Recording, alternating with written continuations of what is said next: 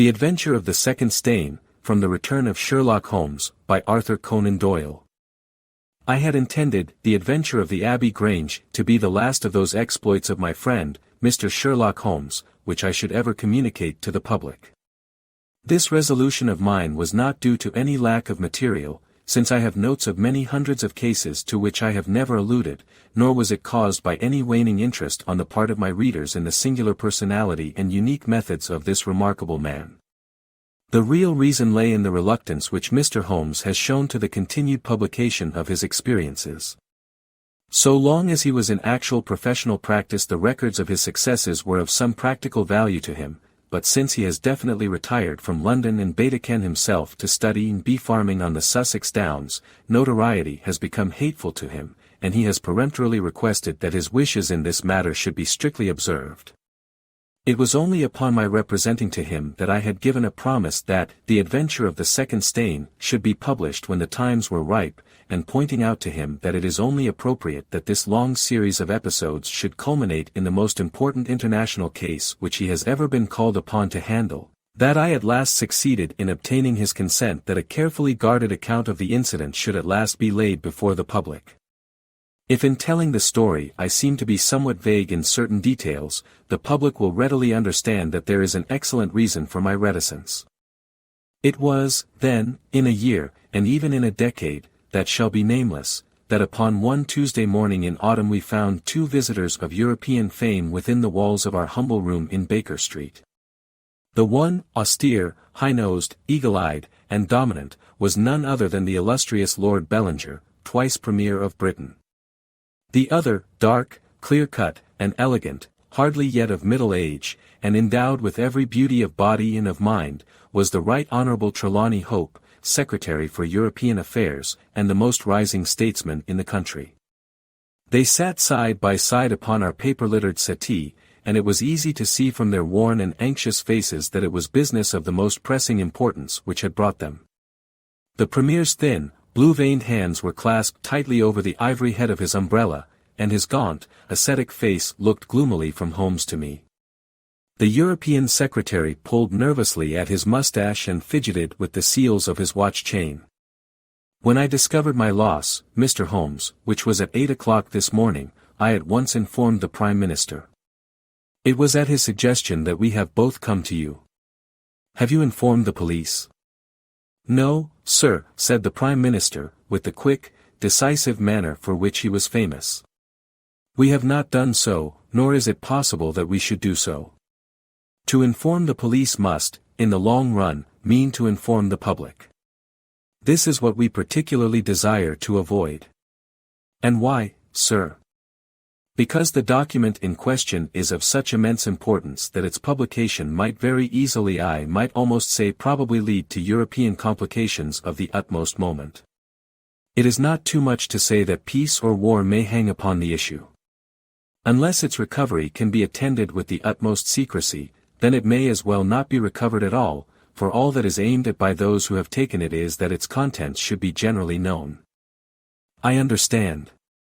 Now, Mr. Trelawney Hope, I should be much obliged if you would tell me exactly the circumstances under which this document disappeared.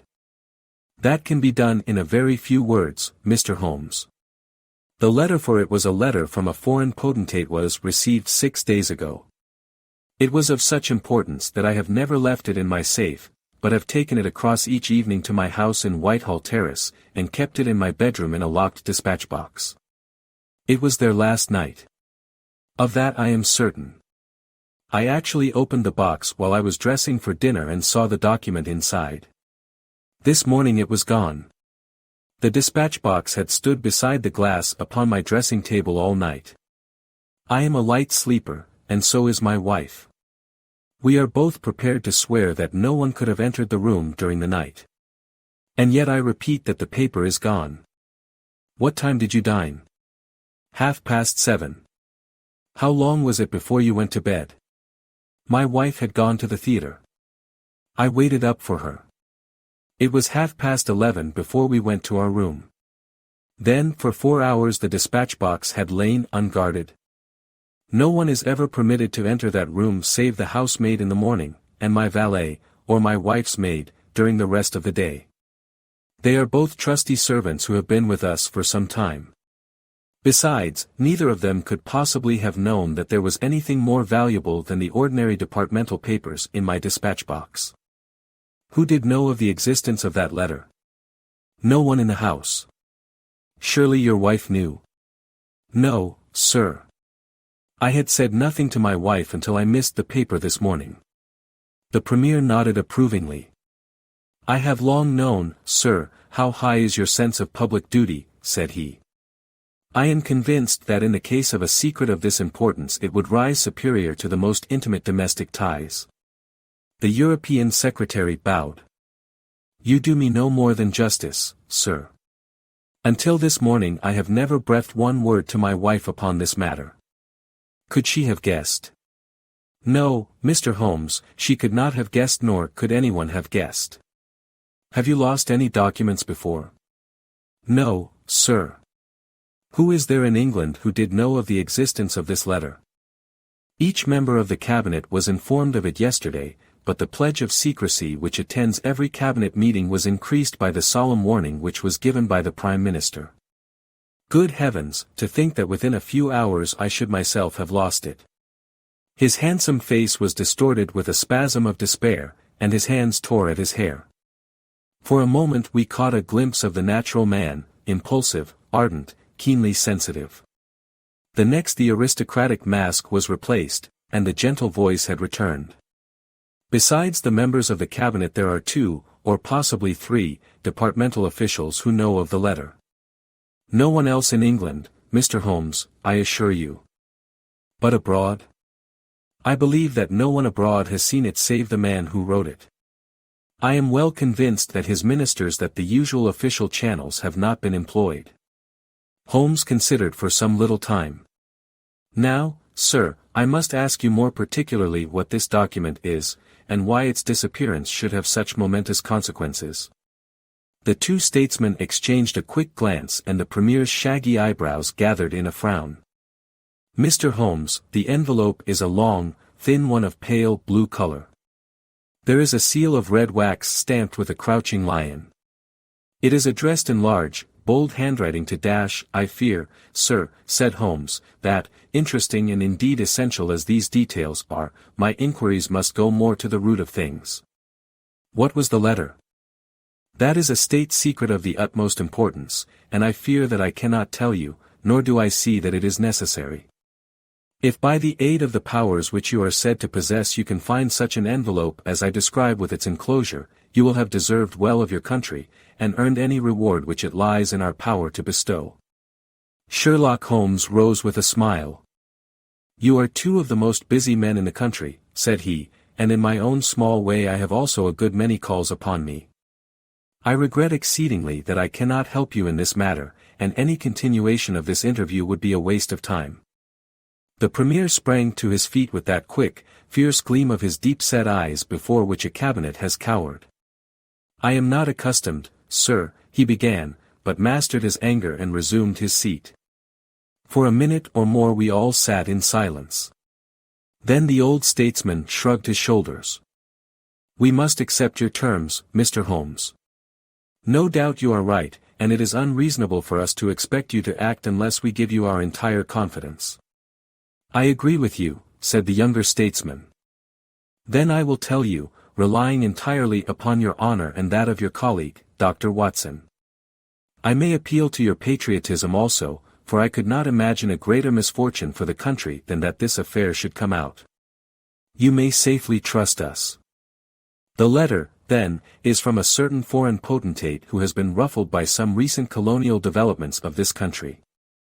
It has been written hurriedly and upon his own responsibility entirely.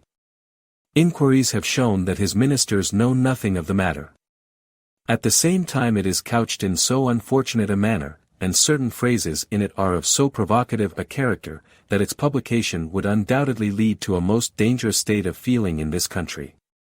There would be such a ferment, sir, that I do not hesitate to say that within a week of the publication of that letter this country would be involved in a great war. Holmes wrote a name upon a slip of paper and handed it to the Premier. Exactly. It was he. And it is this letter which may well mean the expenditure of 1,000 millions and the lives of 100,000 men which has become lost in this unaccountable fashion. Have you informed the sender? Yes, sir, a cipher telegram has been dispatched. Perhaps he desires the publication of the letter. No, sir, we have strong reason to believe that he already understands that he has acted in an indiscreet and hot-headed manner. It would be a greater blow to him and to his country than to us if this letter were to come out. If this is so, whose interest is it that the letter should come out? Why should anyone desire to steal it or to publish it? There, Mr. Holmes, you take me into regions of high international politics. But if you consider the European situation you will have no difficulty in perceiving the motive. The whole of Europe is an armed camp. There is a double league which makes a fair balance of military power. Great Britain holds the scales.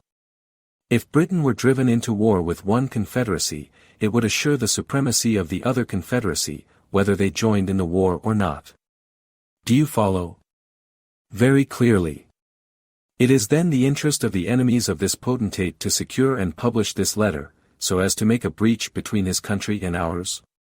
Yes, sir. And to whom would this document be sent if it fell into the hands of an enemy?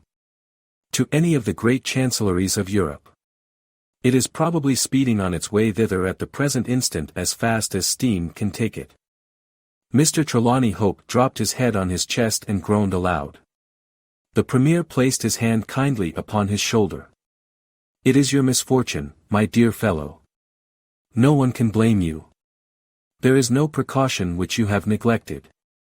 Now, Mr. Holmes, you are in full possession of the facts. What course do you recommend? Holmes shook his head mournfully. You think, sir, that unless this document is recovered there will be war? I think it is very probable. Then, sir, prepare for war. That is a hard saying, Mr. Holmes. Consider the facts, sir. It is inconceivable that it was taken after 11:30 at night, since I understand that Mr. Hope and his wife were both in the room from that hour until the loss was found out. It was taken, then, yesterday evening between 7:30 and 11:30, probably near the earlier hour, since whoever took it evidently knew that it was there and would naturally secure it as early as possible. Now, sir, if a document of this importance were taken at that hour, where can it be now? No one has any reason to retain it. It has been passed rapidly on to those who need it. What chance have we now to overtake or even to trace it? It is beyond our reach. The Prime Minister rose from the settee. What you say is perfectly logical, Mr. Holmes. I feel that the matter is indeed out of our hands. Let us presume, for argument's sake, that the document was taken by the maid or by the valet. They are both old and tried servants. I understand you to say that your room is on the second floor, that there is no entrance from without, and that from within no one could go up unobserved. It must, then, be somebody in the house who has taken it. To whom would the thief take it? To one of several international spies and secret agents, whose names are tolerably familiar to me. There are 3 who may be said to be the heads of their profession. I will begin my research by going round and finding if each of them is at his post. If one is missing, especially if he has disappeared since last night, we will have some indication as to where the document has gone. Why should he be missing? Asked the European Secretary. He would take the letter to an embassy in London, as likely as not. I fancy not. These agents work independently, and their relations with the embassies are often strained. The Prime Minister nodded his acquiescence. I believe you are right, Mr. Holmes. He would take so valuable a prize to headquarters with his own hands. I think that your course of action is an excellent one. Meanwhile, Hope, we cannot neglect all our other duties on account of this one misfortune. Should there be any fresh developments during the day we shall communicate with you, and you will no doubt let us know the results of your own inquiries. The 2 statesmen bowed and walked gravely from the room. When our illustrious visitors had departed, Holmes lit his pipe in silence and sat for some time lost in the deepest thought. I had opened the morning paper and was immersed in a sensational crime which had occurred in London the night before, when my friend gave an exclamation, sprang to his feet and laid his pipe down upon the mantelpiece. "Yes," said he, "there is no better way of approaching it. The situation is desperate, but not hopeless. Even now, if we could be sure which of them has taken it, it is just possible that it has not yet passed out of his hands. After all, it is a question of money with these fellows, and I have the British Treasury behind me. If it's on the market I'll buy it if it means another penny on the income tax. It is conceivable that the fellow might hold it back to see what bids come from this side before he tries his luck on the other. There are only those three capable of playing so bold a game. There are Stein, La Rothière, and Eduardo Lucas. I will see each of them." I glanced at my morning paper. "Is that Eduardo Lucas of Godolphin Street?" "Yes." "You will not see him." "Why not?" "He was murdered in his house last night." My friend has so often astonished me in the course of our adventures that it was with a sense of exultation that I realized how completely I had astonished him. He stared in amazement, and then snatched the paper from my hands. This was the paragraph which I had been engaged in reading when he rose from his chair. "Murder in Westminster. A crime of mysterious character was committed last night at 16, Godolphin Street, one of the old-fashioned and secluded rows of 18th-century houses which lie between the river and the Abbey, almost in the shadow of the great tower of the Houses of Parliament. This small but select mansion has been inhabited for some years by Mr. Eduardo Lucas, well known in society circles both on account of his charming personality and because he has the well-deserved reputation of being one of the best amateur tenors in the country. Mr. Lucas is an unmarried man, 34 years of age, and his establishment consists of Mrs. Pringle, an elderly housekeeper, and of Mitten, his valet. The former retires early and sleeps at the top of the house. The valet was out for the evening, visiting a friend at Hammersmith. From 10 o'clock onward Mr. Lucas had the house to himself. What occurred during that time has not yet transpired, but at 11:45 Police Constable Barrett, passing along Godolphin Street, observed that the door of number 16 was ajar. He knocked, but received no answer. Perceiving a light in the front room, he advanced into the passage and again knocked, but without reply. He then pushed open the door and entered. The room was in a state of wild disorder, the furniture being all swept to one side, and one chair lying on its back in the center. Beside this chair, and still grasping one of its legs, lay the unfortunate tenant of the house. He had been stabbed to the heart and must have died instantly.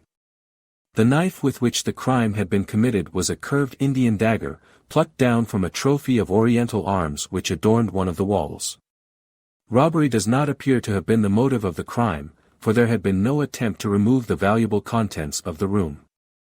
Mr. Eduardo Lucas was so well known and popular that his violent and mysterious fate will arouse painful interest and intense sympathy in a widespread circle of friends. "Well, Watson, what do you make of this?" asked Holmes, after a long pause. "It is an amazing coincidence."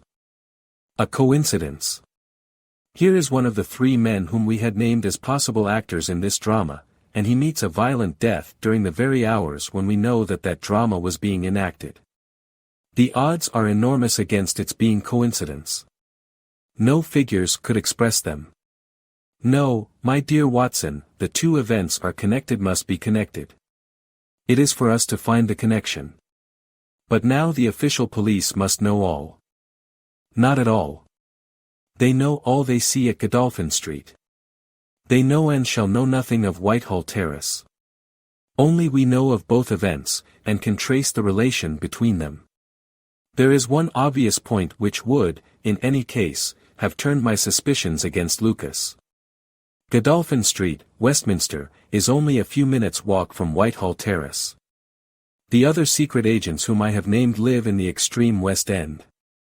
It was easier, therefore, for Lucas than for the others to establish a connection or receive a message from the European Secretary's household. A small thing, and yet where events are compressed into a few hours it may prove essential.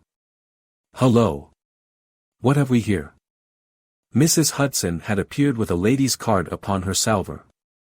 Holmes glanced at it, raised his eyebrows, and handed it over to me.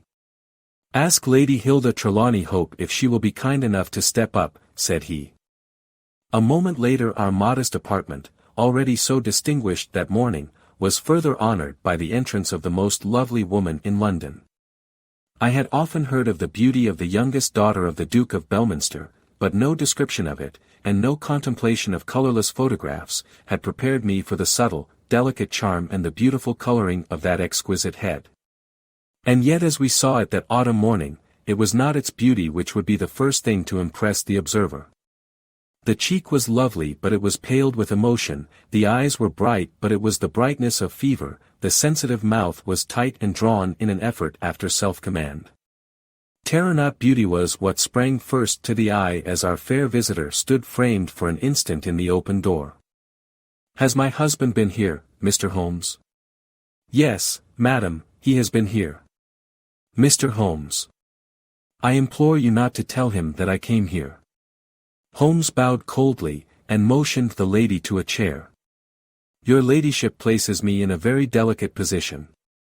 I beg that you will sit down and tell me what you desire, but I fear that I cannot make any unconditional promise." She swept across the room and seated herself with her back to the window. It was a queenly presence, tall, graceful, and intensely womanly. "Mr. Holmes," she said in her white-gloved hands clasped and unclasped as she spoke, "I will speak frankly to you in the hopes that it may induce you to speak frankly in return.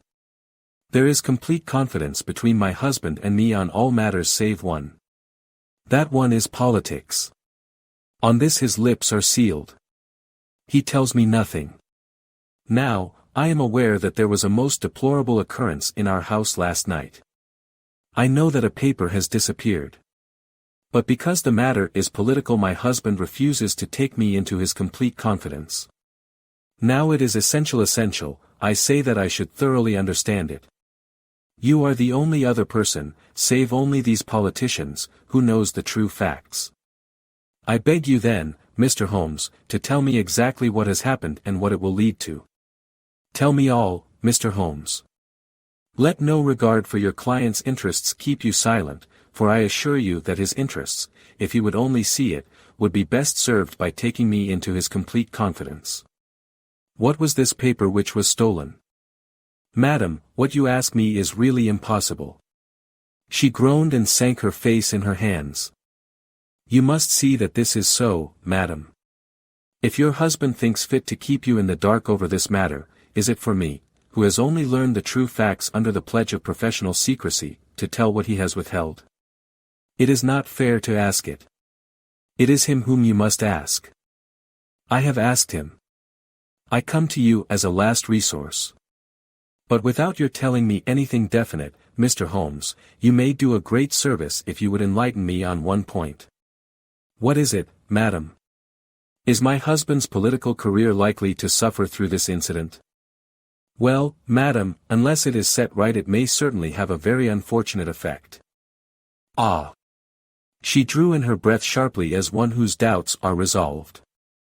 "One more question, Mr. Holmes. From an expression which my husband dropped in the first shock of this disaster I understood that terrible public consequences might arise from the loss of this document. If he said so, I certainly cannot deny it. Of what nature are they?" "Nay, madam, there again you ask me more than I can possibly answer." "Then I will take up no more of your time. I cannot blame you, Mr. Holmes, for having refused to speak more freely, and you on your side will not, I am sure, think the worse of me because I desire, even against his will, to share my husband's anxieties. Once more I beg that you will say nothing of my visit." She looked back at us from the door, and I had a last impression of that beautiful haunted face, the startled eyes, and the drawn mouth. Then she was gone. "Now, Watson, the fair sex is your department," said Holmes, with a smile, when the dwindling frou-frou of skirts had ended in the slam of the front door. What was the fair lady's game? What did she really want? Surely her own statement is clear and her anxiety very natural. Think of her appearance, what's in her manner, her suppressed excitement, her restlessness, her tenacity in asking questions. Remember that she comes of a caste who do not lightly show emotion. She was certainly much moved. Remember also the curious earnestness with which she assured us that it was best for her husband that she should know all. What did she mean by that? And you must have observed, Watson, how she maneuvered to have the light at her back. She did not wish us to read her expression. Yes, she chose the one chair in the room. And yet the motives of women are so inscrutable. You remember the woman at Margate whom I suspected for the same reason. No powder on her nose that proved to be the correct solution. How can you build on such a quicksand? Their most trivial action may mean volumes, or their most extraordinary conduct may depend upon a hairpin or a curling tongs. Good morning, Watson. You are off. Yes, I will while away the morning at Godolphin Street with our friends of the regular establishment. With Eduardo Lucas lies the solution of our problem, though I must admit that I have not an inkling as to what form it may take. It is a capital mistake to theorize in advance of the facts. Do you stay on guard, my good Watson, and receive any fresh visitors? I'll join you at lunch if I am able. All that day and the next Holmes was in a mood which his friends would call taciturn, and others morose. He ran out and ran in, smoked incessantly, played snatches on his violin, sank into reveries, devoured sandwiches at irregular hours, and hardly answered the casual questions which I put to him. It was evident to me that things were not going well with him or his quest. He would say nothing of the case, and it was from the papers that I learned the particulars of the inquest, and the arrest with the subsequent release of John Mitten, the valet of the deceased. The coroner's jury brought in the obvious willful murder, but the parties remained as unknown as ever. No motive was suggested. The room was full of articles of value, but none had been taken. The dead man's papers had not been tampered with. They were carefully examined, and showed that he was a keen student of international politics, an indefatigable gossip, a remarkable linguist, and an untiring letter writer. He had been on intimate terms with the leading politicians of several countries. But nothing sensational was discovered among the documents which filled his drawers. As to his relations with women, they appeared to have been promiscuous but superficial. He had many acquaintances among them, but few friends, and no one whom he loved. His habits were regular, his conduct inoffensive. His death was an absolute mystery and likely to remain so. As to the arrest of John Mitten, the valet, it was a counsel of despair as an alternative to absolute inaction. But no case could be sustained against him. He had visited friends in Hammersmith that night. The alibi was complete. It is true that he started home at an hour which should have brought him to Westminster before the time when the crime was discovered, but his own explanation that he had walked part of the way seemed probable enough in view of the fineness of the night. He had actually arrived at 12 o'clock, and appeared to be overwhelmed by the unexpected tragedy. He had always been on good terms with his master. Several of the dead man's possessions, notably a small case of razors, had been found in the valet's boxes, but he explained that they had been presents from the deceased, and the housekeeper was able to corroborate the story. Mitten had been in Lucas's employment for 3 years. It was noticeable that Lucas did not take Mitten on the continent with him. Sometimes he visited Paris for 3 months on end, but Mitten was left in charge of the Godolphin Street house. As to the housekeeper, she had heard nothing on the night of the crime. If her master had a visitor, he had himself admitted him. So for 3 mornings the mystery remained, so far as I could follow it in the papers. If Holmes knew more, he kept his own counsel, but, as he told me that Inspector Lestrade had taken him into his confidence in the case, I knew that he was in close touch with every development. Upon the 4th day there appeared a long telegram from Paris which seemed to solve the whole question. A discovery has just been made by the Parisian police, said the Daily Telegraph, which raises the veil which hung round the tragic fate of Mr. Eduardo Lucas, who met his death by violence last Monday night at Godolphin Street, Westminster. Our readers will remember that the deceased gentleman was found stabbed in his room, and that some suspicion attached to his valet, but that the case broke down on an alibi. Yesterday a lady, who has been known as Madame Henri Fournay, occupying a small villa in the Rue Austerlitz, was reported to the authorities by her servants as being insane. An examination showed she had indeed developed mania of a dangerous and permanent form. On inquiry, the police have discovered that Madame Henri Fournay only returned from a journey to London on Tuesday last, and there is evidence to connect her with the crime at Westminster. A comparison of photographs has proved conclusively that Henri Fournay and Eduardo Lucas were really one and the same person, and that the deceased had for some reason lived a double life in London and Paris. Madame Fournay, who is of Creole origin, is of an extremely excitable nature, and has suffered in the past from attacks of jealousy which have amounted to frenzy. It is conjectured that it was in one of these that she committed the terrible crime which has caused such a sensation in London. Her movements upon the Monday night have not yet been traced, but it is undoubted that a woman answering to her description attracted much attention at Charing Cross Station on Tuesday morning by the wildness of her appearance and the violence of her gestures. It is probable, therefore, that the crime was either committed when insane, or that its immediate effect was to drive the unhappy woman out of her mind. At present she is unable to give any coherent account of the past, and the doctors hold out no hopes of the re-establishment of her reason. There is evidence that a woman, who might have been Madame Fournay, was seen for some hours upon Monday night watching the house in Godolphin Street. What do you think of that, Holmes? I had read the account aloud to him, while he finished his breakfast. My dear Watson, said he, as he rose from the table and paced up and down the room, you are most long-suffering, but if I have told you nothing in the last 3 days, it is because there is nothing to tell. Even now this report from Paris does not help us much. Surely it is final as regards the man's death. The man's death is a mere incident, a trivial episode in comparison with our real task, which is to trace this document and save a European catastrophe. Only one important thing has happened in the last 3 days, and that is that nothing has happened. I get reports almost hourly from the government, and it is certain that nowhere in Europe is there any sign of trouble. Now, if this letter were loose, no, it can't be loose, but if it isn't loose, where can it be? Who has it? Why is it held back? That's the question that beats in my brain like a hammer.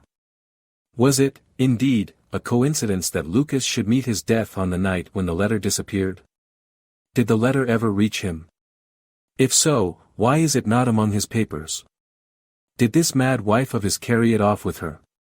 If so, is it in her house in Paris? How could I search for it without the French police having their suspicions aroused? It is a case, my dear Watson, where the law is as dangerous to us as the criminals are.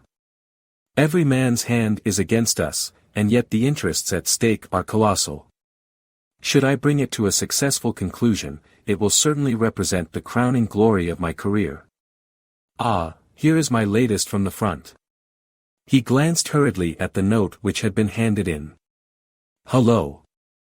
Lestrade seems to have observed something of interest. Put on your hat, Watson, and we will stroll down together to Westminster. It was my first visit to the scene of the crime, a high, dingy, narrow-chested house, prim, formal, and solid, like the century which gave it birth. Lestrade's bulldog features gazed out at us from the front window, and he greeted us warmly when a big constable had opened the door and let us in.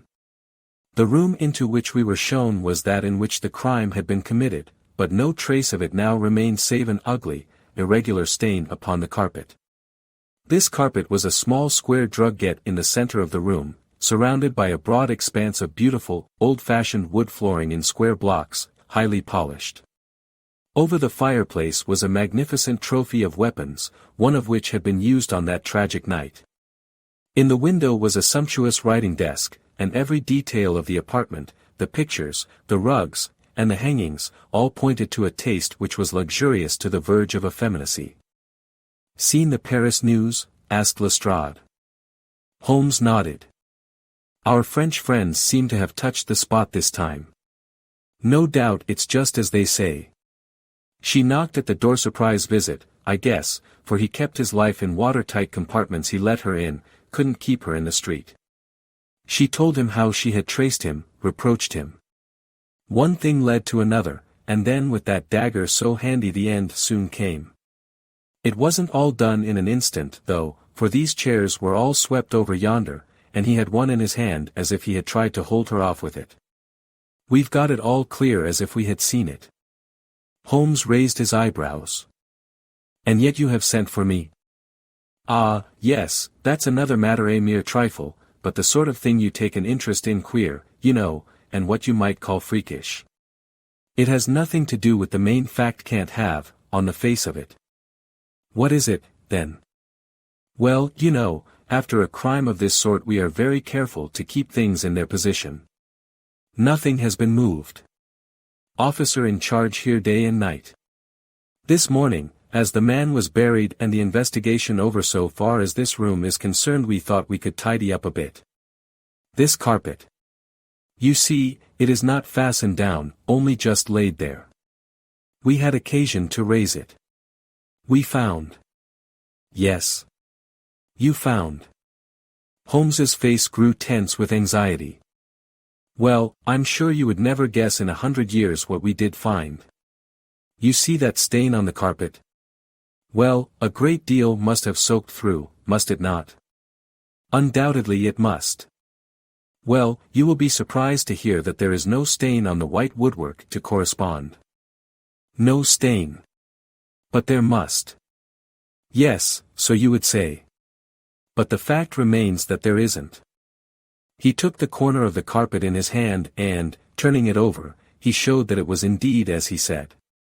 But the underside is as stained as the upper. It must have left a mark. Lestrade chuckled with delight at having puzzled the famous expert. Now, I'll show you the explanation. There is a second stain, but it does not correspond with the other. See for yourself. As he spoke he turned over another portion of the carpet, and there, sure enough, was a great crimson spill upon the square white facing of the old-fashioned floor. What do you make of that, Mr. Holmes? Why, it is simple enough. The two stains did correspond, but the carpet has been turned round. As it was square and unfastened it was easily done. The official police don't need you, Mr. Holmes, to tell them that the carpet must have been turned round. That's clear enough, for the stains lie above each other if you lay it over this way. But what I want to know is, who shifted the carpet, and why? I could see from Holmes's rigid face that he was vibrating with inward excitement. Look here, Lestrade, said he, has that constable in the passage been in charge of the place all the time? Yes, he has. Well, take my advice. Examine him carefully. Don't do it before us. We'll wait here. You take him into the back room. You'll be more likely to get a confession out of him alone. Ask him how he dared to admit people and leave them alone in this room. Don't ask him if he has done it. Take it for granted. Tell him you know someone has been here. Press him. Tell him that a full confession is his only chance of forgiveness. Do exactly what I tell you. By George, if he knows I'll have it out of him, cried Lestrade. He darted into the hall, and a few moments later his bullying voice sounded from the back room. Now, Watson, now, cried Holmes with frenzied eagerness. All the demoniacal force of the man masked behind that listless manner burst out in a paroxysm of energy. He tore the drugget from the floor, and in an instant was down on his hands and knees clawing at each of the squares of wood beneath it. One turned sideways as he dug his nails into the edge of it. It hinged back like the lid of a box. A small black cavity opened beneath it. Holmes plunged his eager hand into it and drew it out with a bitter snarl of anger and disappointment. It was empty. Quick, Watson, quick. Get it back again. The wooden lid was replaced, and the drugget had only just been drawn straight when Lestrade's voice was heard in the passage. He found Holmes leaning languidly against the mantelpiece, resigned and patient, endeavoring to conceal his irrepressible yawns. Sorry to keep you waiting, Mr. Holmes, I can see that you are bored to death with the whole affair. Well, he has confessed, all right. Come in here, Macpherson. Let these gentlemen hear of your most inexcusable conduct. The big constable, very hot and penitent, sidled into the room. "I meant no harm, sir, I'm sure. The young woman came to the door last evening, mistook the house, she did. And then we got talking. It's lonesome, when you're on duty here all day." "Well, what happened then?" "She wanted to see where the crime was done, had read about it in the papers," she said. "She was a very respectable, well-spoken young woman, sir, and I saw no harm in letting her have a peep. When she saw that mark on the carpet, down she dropped on the floor, and lay as if she were dead. I ran to the back and got some water, but I could not bring her to. Then I went round the corner to the ivy plant for some brandy, and by the time I had brought it back the young woman had recovered and was off ashamed of herself, I dare say, and dared not face me. How about moving that drugget?" "Well, sir, it was a bit rumpled, certainly, when I came back. You see, she fell on it and it lies on a polished floor with nothing to keep it in place. I straightened it out afterwards." "It's a lesson to you that you can't deceive me, Constable Macpherson," said Lestrade, with dignity. "No doubt you thought that your breach of duty could never be discovered, and yet a mere glance at that drugget was enough to convince me that someone had been admitted to the room. It's lucky for you, my man, that nothing is missing, or you would find yourself in Queer Street. I'm sorry to have called you down over such a petty business, Mr. Holmes, but I thought the point of the second stain not corresponding with the first would interest you." "Certainly, it was most interesting. Has this woman only been here once, Constable?" "Yes, sir, only once." "Who was she?" "Don't know the name, sir. Was answering an advertisement about typewriting and came to the wrong number. Very pleasant, genteel young woman, sir." "Tall? Handsome?" "Yes, sir, she was a well-grown young woman." "I suppose you might say she was handsome." "Perhaps some would say she was very handsome." "Oh, officer, do let me have a peep," says she. She had pretty, coaxing ways, as you might say, and I thought there was no harm in letting her just put her head through the door. "How was she dressed?" "Quiet, sir, a long mantle down to her feet." "What time was it?" "It was just growing dusk at the time. They were lighting the lamps as I came back with the brandy." "Very good," said Holmes. "Come, Watson, I think that we have more important work elsewhere." As we left the house Lestrade remained in the front room, while the repentant constable opened the door to let us out. Holmes turned on the step and held up something in his hand. The constable stared intently. "Good Lord, sir," he cried, with amazement on his face.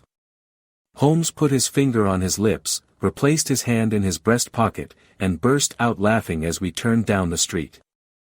"Excellent," said he. "Come, friend Watson, the curtain rings up for the last act. You will be relieved to hear that there will be no war, that the Right Honourable Trelawney Hope will suffer no setback in his brilliant career, that the indiscreet sovereign will receive no punishment for his indiscretion, that the Prime Minister will have no European complication to deal with, and that with a little tact and management upon our part nobody will be a penny the worse for what might have been a very ugly incident." My mind filled with admiration for this extraordinary man. "You have solved it," I cried. "Hardly that, Watson. There are some points which are as dark as ever. But we have so much that it will be our own fault if we cannot get the rest. We will go straight to Whitehall Terrace and bring the matter to a head." When we arrived at the residence of the European Secretary it was for Lady Hilda Trelawney Hope that Sherlock Holmes inquired. We were shown into the morning room. "Mr. Holmes," said the lady, and her face was pink with her indignation. "This is surely most unfair and ungenerous upon your part. I desired, as I have explained, to keep my visit to you a secret, lest my husband should think that I was intruding into his affairs. And yet you compromise me by coming here and so showing that there are business relations between us." "Unfortunately, madam, I had no possible alternative. I have been commissioned to recover this immensely important paper. I must therefore ask you, madam, to be kind enough to place it in my hands." The lady sprang to her feet, with the color all dashed in an instant from her beautiful face. Her eyes glazed, she tottered. I thought that she would faint. Then with a grand effort she rallied from the shock, and a supreme astonishment and indignation chased every other expression from her features. You insult me, Mr. Holmes. Come, madam, it is useless. Give up the letter. She darted to the bell. The butler shall show you out. Do not ring, Lady Hilda. If you do, then all my earnest efforts to avoid a scandal will be frustrated. Give up the letter and all will be set right. If you will work with me I can arrange everything. If you work against me I must expose you. She stood grandly defiant, a queenly figure, her eyes fixed upon his as if she would read his very soul. Her hand was on the bell, but she had forborne to ring it. You are trying to frighten me. It is not a very manly thing, Mr. Holmes, to come here and browbeat a woman. You say that you know something. What is it that you know? Pray sit down, madam.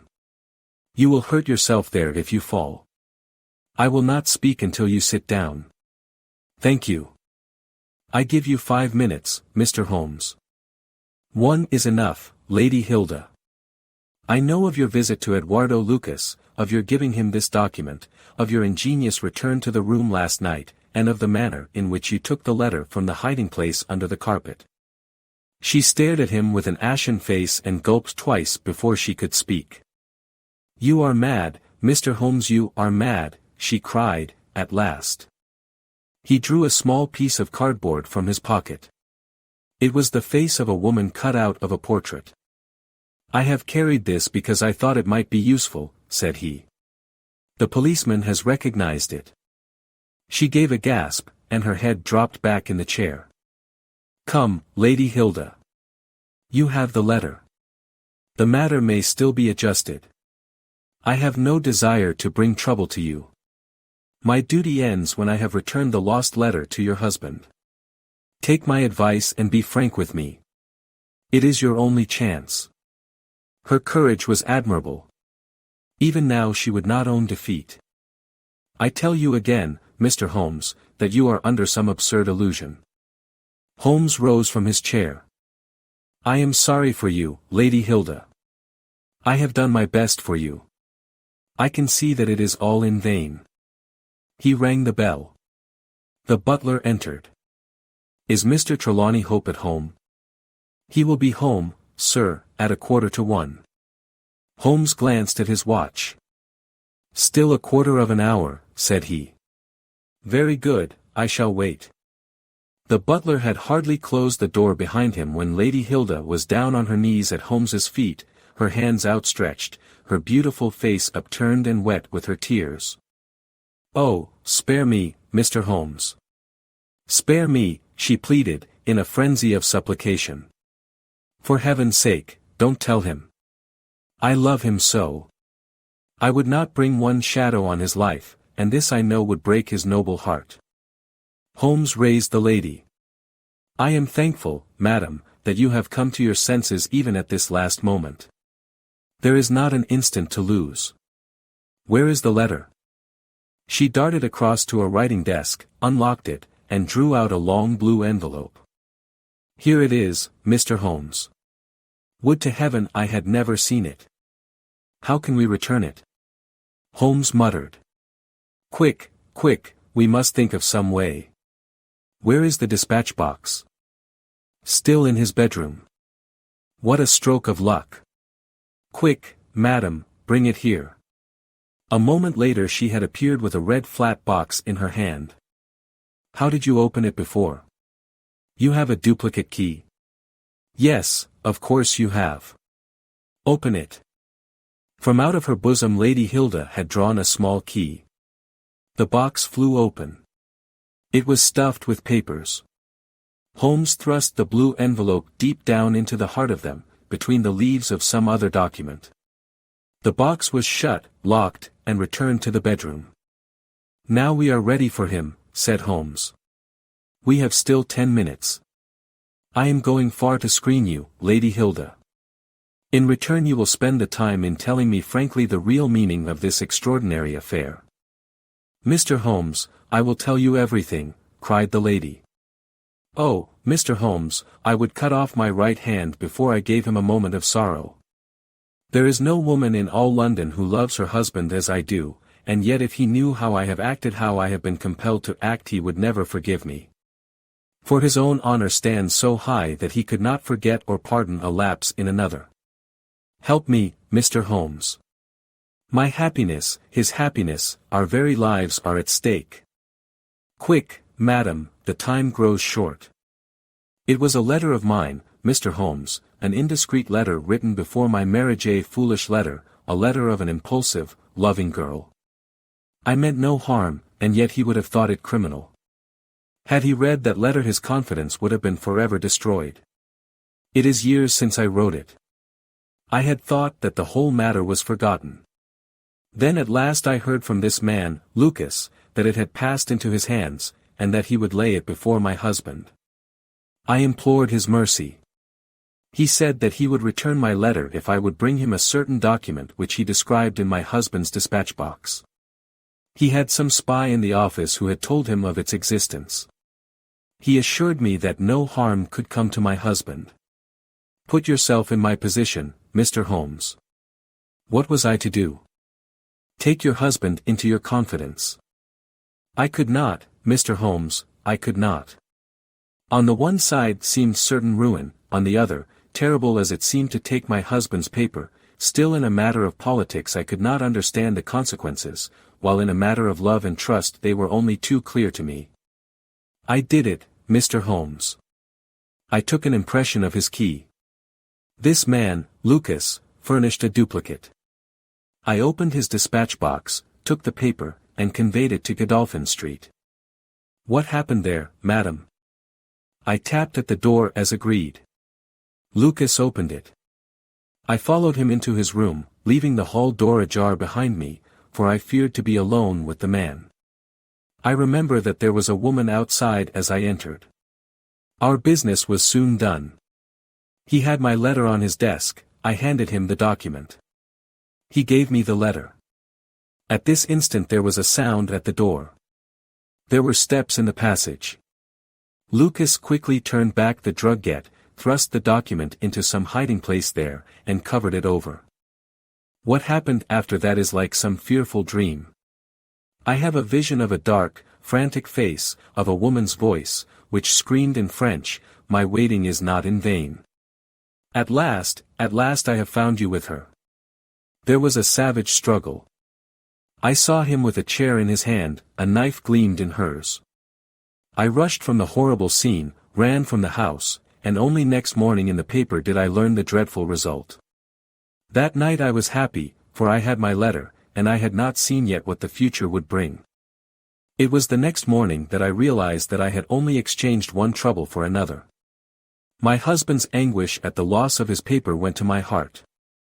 I could hardly prevent myself from there and then kneeling down at his feet and telling him what I had done. But that again would mean a confession of the past. I came to you that morning in order to understand the full enormity of my offense. From the instant that I grasped it my whole mind was turned to the one thought of getting back my husband's paper. It must still be where Lucas had placed it, for it was concealed before this dreadful woman entered the room. If it had not been for her coming, I should not have known where his hiding place was. How was I to get into the room? For 2 days I watched the place, but the door was never left open. Last night I made a last attempt. What I did and how I succeeded, you have already learned. I brought the paper back with me, and thought of destroying it, since I could see no way of returning it without confessing my guilt to my husband. Heavens, I hear his step upon the stair. The European secretary burst excitedly into the room. "Any news, Mr. Holmes, any news?" he cried. "I have some hopes." "Ah, thank heaven." His face became radiant. "The Prime Minister is lunching with me. May he share your hopes. He has nerves of steel, and yet I know that he has hardly slept since this terrible event. Jacobs, will you ask the Prime Minister to come up? As to you, dear, I fear that this is a matter of politics. We will join you in a few minutes in the dining room. The Prime Minister's manner was subdued, but I could see by the gleam of his eyes and the twitchings of his bony hands that he shared the excitement of his young colleague. I understand that you have something to report, Mr. Holmes. Purely negative as yet, my friend answered. I have inquired at every point where it might be, and I am sure that there is no danger to be apprehended. But that is not enough, Mr. Holmes. We cannot live forever on such a volcano. We must have something definite. I am in hopes of getting it. That is why I am here. The more I think of the matter, the more convinced I am that the letter has never left this house. Mr. Holmes. If it had, it would certainly have been public by now. But why should anyone take it in order to keep it in his house? I am not convinced that anyone did take it. Then how could it leave the dispatch box? I am not convinced that it ever did leave the dispatch box. Mr. Holmes, this joking is very ill-timed. You have my assurance that it left the box. Have you examined the box since Tuesday morning? No. It was not necessary. You may conceivably have overlooked it. Impossible, I say. But I am not convinced of it. I have known such things to happen. I presume there are other papers there. Well, it may have got mixed with them. It was on the top. Someone may have shaken the box and displaced it. No, I had everything out. Surely it is easily decided, Hope, said the Premier. Let us have the dispatch box brought in. The secretary rang the bell. Jacobs, bring down my dispatch box. This is a farcical waste of time, but still, if nothing else will satisfy you, it shall be done. Thank you, Jacobs, put it here. I have always had the key on my watch chain. Here are the papers, you see. Letter from Lord Marrow, report from Sir Charles Hardy, memorandum from Belgrade, note on the Russo-German grain taxes, letter from Madrid, note from Lord Flowers. Good heavens! What is this? Lord Bellinger. Lord Bellinger. The Premier snatched the blue envelope from his hand. Yes, it is it, and the letter is intact. Hope, I congratulate you. Thank you. Thank you. What a weight from my heart. But this is inconceivable, impossible. Mr. Holmes, you are a wizard, a sorcerer. How did you know it was there? Because I knew it was nowhere else. I cannot believe my eyes. He ran wildly to the door.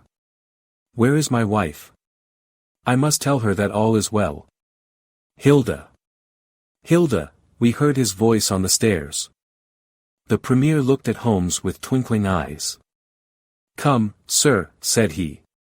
There is more in this than meets the eye. How came the letter back in the box? Holmes turned away smiling from the keen scrutiny of those wonderful eyes. We also have our diplomatic secrets, said he, and, picking up his hat, he turned to the door.